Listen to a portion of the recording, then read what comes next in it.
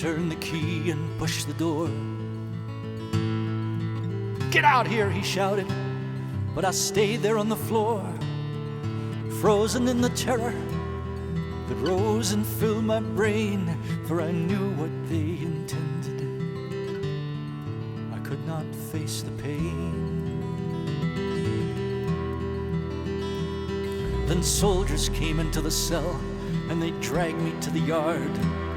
They threw me down before a cross, brought the whip down hard. "Carry it," they shouted, as I struggled to my feet. I put my shoulder under it and dragged it to the street. I stumbled through a wall of screams as they drove me through the gate. It seemed that thousands lined the streets, their voices filled with hate, like a wolf pack in the night that moves in for the kill.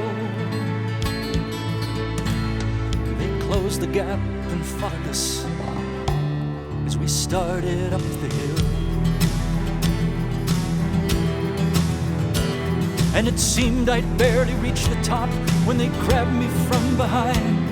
They threw the cross down under me and tied the ropes that bind the arms close to the beams as they nailed the feet and hands. And they raised the cross up in the air and dropped it in its stand.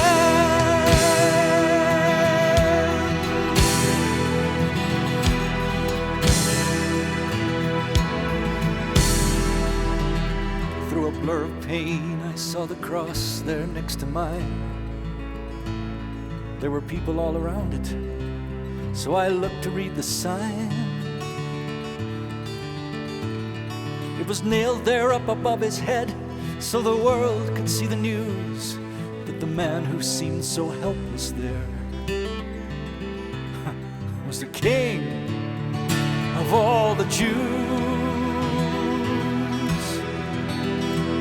And the crowd that stood around his cross made jokes about his name. They shouted, laughed, and spat on him, so I joined in the game. I said, "Hey, if you're the king, why don't you get us down from here?" But the taunt just sounded hollow. It echoed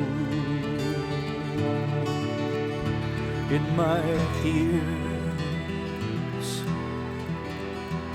'cause he looked at me with eyes that seemed to reach into my heart. They shone a light on all my lies and tore my life apart. There was more that lay behind that gaze than simply blood and clay. But knowing was too much for me. I had to look away.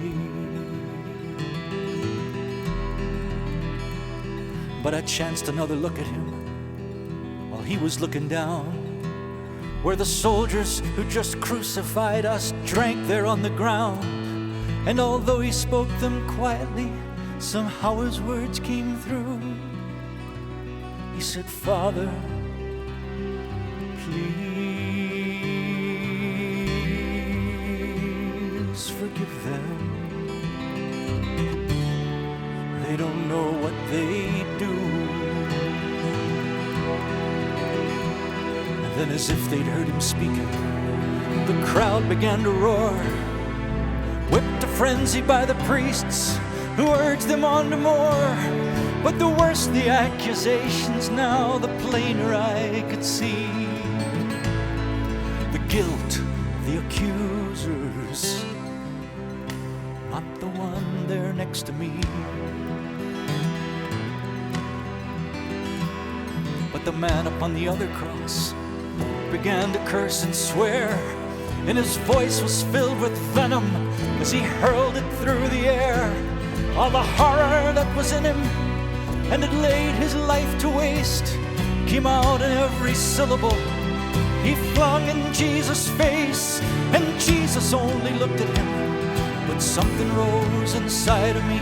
In spite of all that watched us there, it couldn't be denied, because his righteousness and innocence were shining bright and strong. I just couldn't keep my silence. If that cursing still went on, I cried out, don't you fear the wrath of God?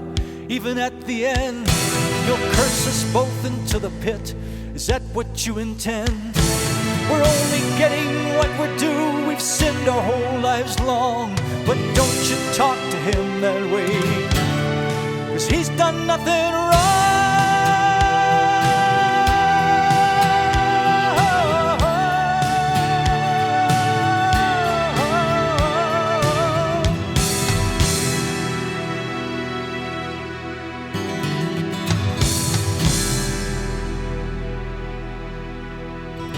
Then with all my courage, in a voice not quite my own, I asked him, Lord, remember me when you come into your throne.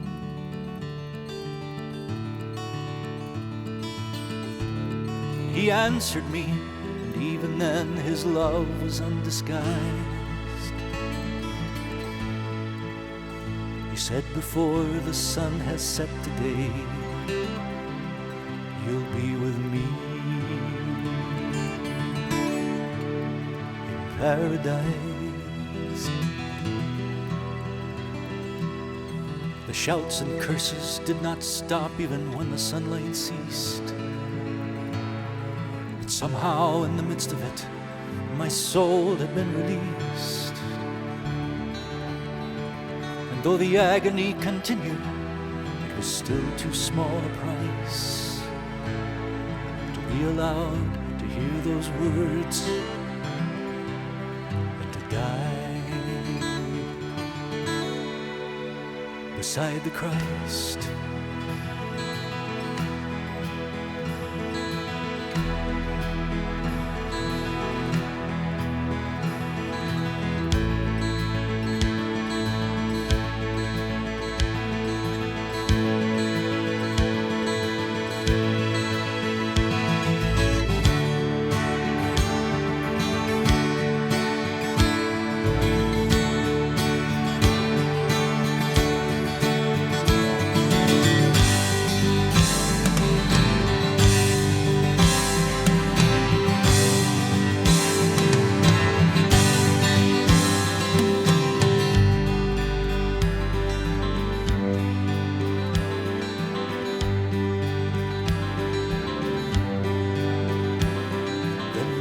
Changed to dawning,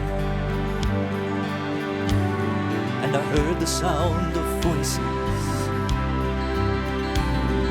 The air was warm around me. I stood beside a stream, and Abraham was speaking to the multitudes before him, the unfolding of the answer to our prayers and hopes and dreams. Then far across the chasm came a rumbling like the thunder, and the Prince of Peace came shining from his mouth, the power stream. And the walls and towers crumbled, and the gates of hell went under, as thousands sang the victory. We have been redeemed. Jesus is the Lord of all. Jesus is the Lord.